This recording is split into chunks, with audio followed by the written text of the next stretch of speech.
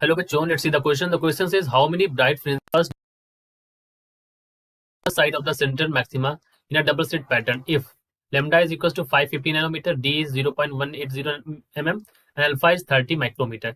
And it says what is the ratio of the intensity of the third bright fringe to the intensity of the central fringe. ठीक है, चलिए करते हैं इस question को solve. अब इस क्वेश्चन को सॉल्व करने के लिए बच्चों हमारे पास जो की कॉन्सेप्ट होगा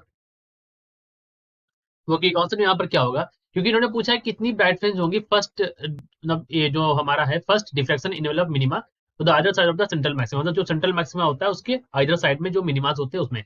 ठीक है, तो हमसे एक पूछा गया क्वेश्चन में कि हमें बताना है रेशियो.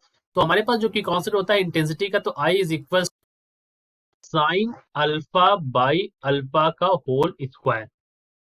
ठीक, अब यहाँ पर क्या है देखो कि हमें जो अल्फा की वैल्यू है यहाँ पर अल्फा इज इक्वल टू क्या होता है, so alpha is equal to यहाँ पर निकल के आता है the value of alpha is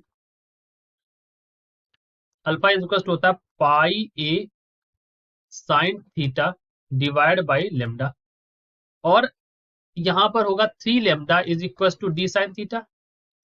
ठीक, थर्ड ब्राइट फ्रिंज के बारे में बात करी ना, इसलिए थर्ड 3 लेमडा आ गया. ठीक है, तो अब बीटा की वैल्यू यहाँ पर क्या होगी, बीटा इज इक्वल टू हो गया यहाँ पर. ठीक, तो अभी तो पहले हमें यहाँ निकालना है 3, ये इसके रिस्पेक्ट निकालना है, तो वही वाली हो जाएगी 3 pi A divide by D. तो ये वाली हो जाएगी that is equal to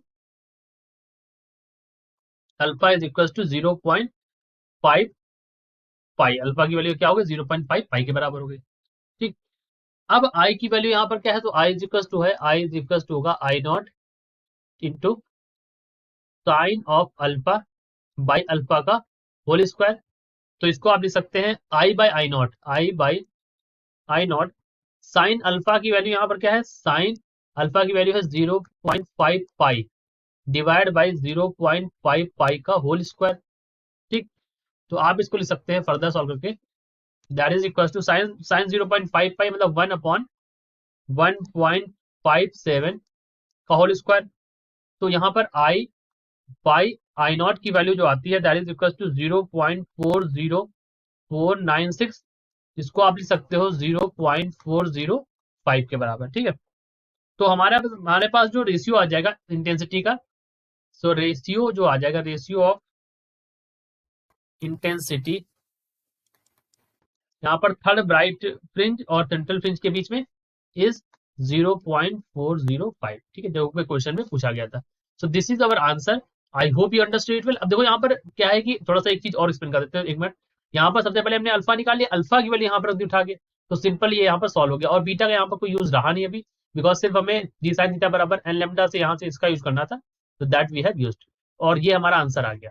so I hope you understood it well. Best of luck.